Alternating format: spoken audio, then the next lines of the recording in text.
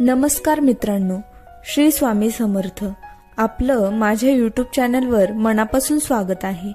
माता लक्ष्मीचे 2 प्रश्न. वाईटाचं वाईट कशा प्रकारे होतं आणि सुखाचा मार्ग कोणता आहे? मित्रांनो, या व्हिडिओच्या मार्फत मी तुम्हाला 2 कथा सांगणार आहे. या दोन्ही कथा तुमच्या खूप साऱ्या प्रश्नांची उत्तरं देऊन जाणार आहेत. तुमच्या मनातील खूप साऱ्या शंकांचं निरसन या 2 कथा करणार आहेत. खूप वेळा काय होतं, जे वाईट लोक असतात त्यांच्यासोबत चांगलं होतं आणि जे चांगले लोक असतात त्यांच्यासोबत वाईट होत असतं. तेव्हा आपण देवाला दोष देऊ लागतो. आपण म्हणतो की देवाच्या दारात नेहमीच अन्याय असतो. देवाने वाईटासोबत तर चांगलं केलं आहे, परंतु चांगल्यासोबत वाईट केलं आहे. आपण सुद्धा पाहिलं असेलच की जे लोक वाईट वागतात ते समृद्ध होऊ लागतात, परंतु जे लोक चांगले वागतात त्यांची मात्र प्रगती होत नाही. मग असं का बरं होतं? देव असं का वागतो? देव वाईटासोबत चांगलं का करतो? तर मित्रांनो, तुमच्या या प्रश्नांचे उत्तर या व्हिडिओमध्ये नक्कीच तुम्हाला मिळणार आहे. एकदा माता लक्ष्मीने भगवान नारायणाला प्रश्न केला की हे भगवान, वाईटाचं वाईट कशा प्रकारे होतं आणि सुखी राहण्याचा कोणता मार्ग निवडावा? लोक तर म्हणतात की तुम्ही जो वाईट वागतो त्यांचं नेहमी वाईट करता आणि जो चांगला वागतो त्यांच्यासोबत नेहमी चांगले वागता, परंतु असं उलटं का घडतं? तेव्हा भगवान हसून म्हणाले, देवी, माझ्या लीलेला समजणं खूप अवघड आहे. चल, मी तुला पृथ्वी लोकावर घेऊन चलतो. तिकडे गेल्यावर तुला सर्व काही अगदी स्पष्टपणे समजून येईल. प्रिय दर्शकांनो, माता लक्ष्मी आणि भगवान नारायण एका गरीब जोड्याचं रूप धारण करतात आणि एक श्रीमंत माणसाच्या घरी जातात. संध्याकाळची वेळ होती आणि सूर्यास्त होणार होता. भगवान नारायणाने त्या माणसाला विचारलं की आम्ही तुमच्या घरी राहू शकतो का? तेव्हा त्या श्रीमंत माणसाने त्यांना त्यांच्या घरात राहू तर दिलं, परंतु तो माणूस खूपच असभ्य होता. त्यांनी लक्ष्मीनारायणाला घरात थांबण्यासाठी जागा तर दिली होती, परंतु ज्या खोल्यांमध्ये पाहुणे लोक राहायचे त्या खोल्यांमध्ये राहण्यास त्यांनी लक्ष्मीनारायणाला मनाई केली. त्याचबरोबर त्या श्रीमंत माणसाने लक्ष्मीनारायणाला जेवणासाठी सुद्धा विचारले नाही. त्यांनी त्यांना एक अडगळीची खोली राहण्यासाठी दिली. त्या अडगळीच्या खोलीत लक्ष्मीनारायण राहिले. त्याच अडगळीच्या खोलीत लक्ष्मीनारायणाने त्यांचं अंथरूण टाकलं. भगवान नारायणांनी जर ठरवलं असतं तर त्या अडगळीच्या खोलीला सुद्धा त्यांनी राजमहल बनवून टाकला असतं, परंतु त्यांना तर माता लक्ष्मीच्या शंकेचं निरसन करायचं होतं आणि म्हणूनच ते त्या लादीवर झोपी गेले. काही वेळानंतर भगवान नारायणांना त्या खोलीच्या भिंतीमध्ये एक छिद्र दिसले. भगवान नारायण यांनी त्या छिद्राला ठीक केलं. माता लक्ष्मीला ही गोष्ट आवडली नाही. ती म्हणू लागली, हे भगवंत, हे तुम्ही काय केलं? ह्या दृष्ट, असभ्य आणि कंजूस माणसाच्या भिंतीला तुम्ही ठीक का केलेत, ज्याने आपल्याला पाहुण्यांच्या खोलीत न थांबवता या अडगळीच्या खोलीत थांबवलं आहे, ज्याने आपल्याला साधं जेवणाबद्दल सुद्धा विचारलं नाही. जर तुम्हाला मदतच करायची होती तर एखाद्या गरीबाची करायची, या श्रीमंत कंजूषाची का केलीत? तेव्हा भगवान नारायण म्हणतात, हे देवी, काही गोष्टी जशा दिसतात तशा नसतात. आपण ह्या माणसाजवळ थांबलोय म्हणजे इतकं करणं तर आपलं कर्तव्यच आहे. त्याची ही भिंत इथं तुटली होती, तिला मी ठीक केलं आहे, यामध्ये वाईट काय आहे? मित्रांनो, माता लक्ष्मी रात्रभर त्या माणसाला वाईट साईड बोलत होती. सकाळ झाली तसं ते दोघेही ते घर सोडून पुढच्या वाटेला निघाले. पुन्हा संध्याकाळ झाली आणि माता लक्ष्मी आणि भगवान नारायण हे एका गरीब माणसाच्या घरी थांबले. ते घर एका गरीब शेतकऱ्याचं होतं. शेतकरी आणि त्याच्या बायकोने पाहिलं की कोणीतरी अनोळखी त्यांच्या घरी आले आहे, तर त्यांना पाहून त्यांनी त्या अनोळखी जोडप्याचं खूप चांगल्या पद्धतीने स्वागत केलं. त्यांच्याकडे जे काही जेवण होतं ते त्यांनी माता लक्ष्मी आणि भगवान नारायण यांना दिलं. जेव्हा झोपण्याची वेळ आली तेव्हा शेतकऱ्याने त्याची चारपाई आणि अंथरूण माता लक्ष्मी आणि भगवान नारायण यांना दिलं. त्या बिचाऱ्या शेतकऱ्याच्या घरात एकच चारपाई आणि एकच अंथरूण होतं. शेतकरी आणि त्याची बायको जमिनीवर झोपले. माता लक्ष्मी त्या शेतकऱ्याचा पाहुणचार पाहून खूपच प्रसन्न झाली. त्यांनी पूर्ण रात्र शांततेने घालवली. सकाळी जेव्हा उठले तेव्हा त्यांना दिसलं की शेतकरी व त्याची बायको रडत आहेत. त्यांची गाय मेली होती. हे पाहून माता लक्ष्मीला खूपच वाईट वाटलं.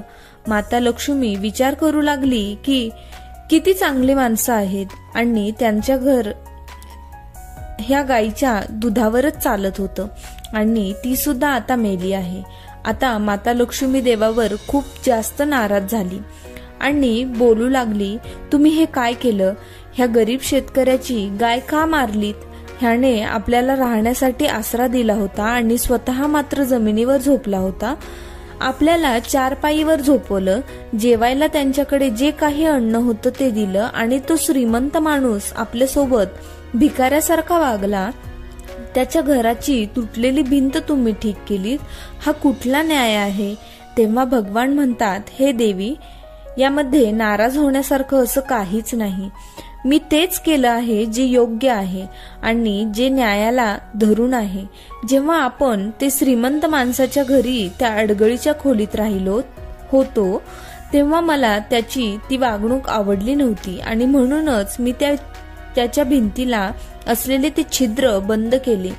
कारण त्या छिद्राच्या पलीकडच्या बाजूला खूप मोठा खजाना भरलेला होता आणि तो सेठ आधीपासूनच खूप जास्त लोभी आणि कंजूस प्रकारचा माणूस होता. जर मी त्या छिद्राला बंद केलं नसतं तर त्या खजान्यावर कधीतरी त्याची नजर पडली असती आणि तो खजाना मिळाल्यावर तो आणखीनच जास्त मालामाल झाला असता. आणि राहिला प्रश्न त्या शेतकऱ्याच्या गाय मारण्याचा, तर त्याची गाय ही माझ्या इच्छेनेच मेली आहे. खरं तर आजच्या रात्री त्या शेतकऱ्याची बायको मरणार होती. देवदूत तिला नेण्यासाठी आले होते. मी शेतकऱ्याची बायको आणि शेतकऱ्याचं वागणूक पाहून त्या देवदूतांना सांगितलं की तुम्ही शेतकऱ्याच्या बायकोला नेऊ नका, तर त्या गायीला न्या, कारण मला त्या गायीचा देखील उद्धार करायचा होता. आपण सायंकाळी त्या गायीचे दूध प्यायलो होतो, त्यामुळे त्या गायीचा उद्धार झाला होता.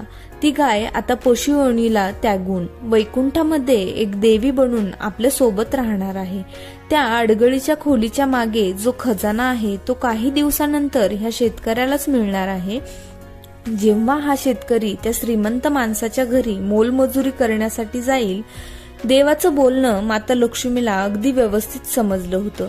भगवान सगळ्यांसोबतच न्याय करत असतो. काही काम जसे दिसतात खरं तर ते तसे नसतातच. ते दिसायला जरी खूप विचित्र असले तरी त्यांचा परिणाम हा खूप चांगला असतो. आता वेळ होती माता लक्ष्मीच्या दुसऱ्या प्रश्नाची की सुखाचा योग्य मार्ग कोणता आहे. भगवान माता लक्ष्मीला सांगतात, हे देवी, पृथ्वीवर जंगलामध्ये एक बिना पायाचा कोल्हा राहत होता. पाय नसल्यामुळे तो इकडे तिकडे जाऊन त्याचं स्वतःचं अन्न सुद्धा मिळवू शकत नव्हता. तो पूर्ण दिवस झाडी झुडपांमध्ये बसून राहायचा. आता इथे प्रश्न असा येतो की जर तो अन्न मिळवू शकत नव्हता तर मग तो जिवंत कसा राहिला? तर यासाठी सुद्धा मी त्याची व्यवस्था केली होती. एक सिंह रोज शिकार करून यायचा आणि त्याच्या खाल्ल्यानंतर जे काही वाचायचं ते त्या झाडीत ठेवायचा आणि तेच मांस खाऊन तो कोल्हा जिवंत होता. आता मी तुम्हाला त्या मूर्ख माणसांच्या मूर्खतेबद्दल सांगतो की जे त्यांच्या स्वतःच्याच कर्मामुळे आयुष्यात दुःखी असतात. एके दिवशी त्या जंगलात एक लाकडं तोडण्यासाठी आला होता. त्यांनी जेव्हा त्या बिना पायाच्या कोल्ह्याला पाहिलं तेव्हा तो विचार करू लागला की हा कोल्हा चालून फिरून त्याचा शिकार करण्यात असमर्थ आहे. मग ह्याला जेवण कुठून बरं मिळत असेल? हा जिवंत कसा काय राहिला? तो लाकूडतोड्या एका झाडावर चढून हे रहस्य जाणून घेण्यासाठी त्या झाडावरच बसून राहिला. थोड्या वेळानंतर सिंह एका हरणीचा शिकार घेऊन आला आणि त्या झाडीच्या इथेच बसून ते खाऊ लागला. खाता खाता त्याचं तो जेव्हा पोट भरलं तेव्हा तो ते मांस त्या झाडीजवळ सोडून निघून गेला. सिंहाच्या जाण्यानंतर राहिलेला मांस कोल्हा खाऊ लागला. हे सर्व पाहून लाकूडतोड्या बोलू लागला, प्रभू, तुझी लीला अपार आहे. तू जर या कोल्ह्याची एवढी काळजी करतोस, मग माझ्याकडे दुर्लक्ष का करतोस? मी तरी आता ही लाकडं तोडण्यासाठी जंगलात का येऊ? माझ्याही जेवण्याची व्यवस्था तुम्ही माझ्या घरीच करा. मी सुद्धा आता घरी आराम करेन. जेवण तर तुम्ही पाठवूनच द्याल. एवढे बोलून तो लाकूडतोड्या आरामात घरी जाऊन आराम करू लागला. पूर्ण एक दिवस झाला, परंतु कुठूनही अन्न आलं नाही. दुसरा दिवसही झाला, तरी सुद्धा कुठूनही अन्न आलं नाही. खूप दिवस असेच गेले, परंतु अन्न आलं नव्हतं. त्याचं शरीर सुकून सर्व बरगाड्या दिसू लागल्या होत्या. त्याची प्राणशक्ती क्षीण होऊ लागली होती. एके दिवशी एक आकाशवाणी होते, हे मूर्ख माणसा, मी तुला हात, पाय, बुद्धी हे सर्व का दिले आहे? मग तू का उपाशी मरतोस? स्वतःचा अन्न कमावण्यासाठी का जात नाहीस? लाकूडतोड्या बोलू लागला, जर कोल्ह्याला घर बसल्या जेवण मिळू शकतं, मग मला का नाही? तेव्हा आवाज येतो, हे मूर्ख माणसा, तू कोल्ह्याला पाहिलं, परंतु सिंहाला नाही पाहिलं, जो किती मेहनत करून अन्न कमवून आणत आहे, ज्याने किती मेहनत करून अन्न कमवून आणलं होतं. तू सुद्धा त्या सिंहासारखी मेहनत करून स्वतःचं अन्न कमावू शकतोस. मित्रांनो, हीच कमी आहे बुद्धिहीन माणसांकडे, जे त्या लाकूडतोड्यासारखा विचार करतात आणि दुःखी राहतात. मित्रांनो, एक म्हण आहे, पैलवानासाठी कोणतंच काम कठीण नसतं आणि मेहनत करणाऱ्यांसाठी कोणतेही लक्ष दूर नसतं. तसेच विद्वानाला कोणतीही जागा अनोळखी नसते. गोड बोलणाऱ्याला कोणीही अनोळखी नसतो असे म्हणतात. आळशी नशिबावर अवलंबून असणाऱ्या लोकांकडे माता लक्ष्मी त्याचप्रमाणे येत नाही, ज्याप्रमाणे मद्यधुंद असणाऱ्या एखाद्या म्हाताऱ्या माणसाला पाहून सुंदर स्त्री पळून जाते. मित्रांनो, आशा करते तुम्हाला ही कथा नक्कीच आवडली असेल. मित्रांनो, ही कथा आवडली असेल तर व्हिडिओला लाईक करायला विसरू नका आणि कमेंटमध्ये जय माता लक्ष्मी टाईप करा, जेणेकरून माता लक्ष्मीचा आशीर्वाद सदैव तुमच्या पाठीशी राहील. भेटूया पुढच्या व्हिडिओमध्ये अशाच एका नवीन चर्चेसह. तुमचे सर्वांचे मनपूर्वक आभार. श्री स्वामी समर्थ. जय श्री कृष्ण. जय श्रीराम. जय श्री हनुमान. धन्यवाद.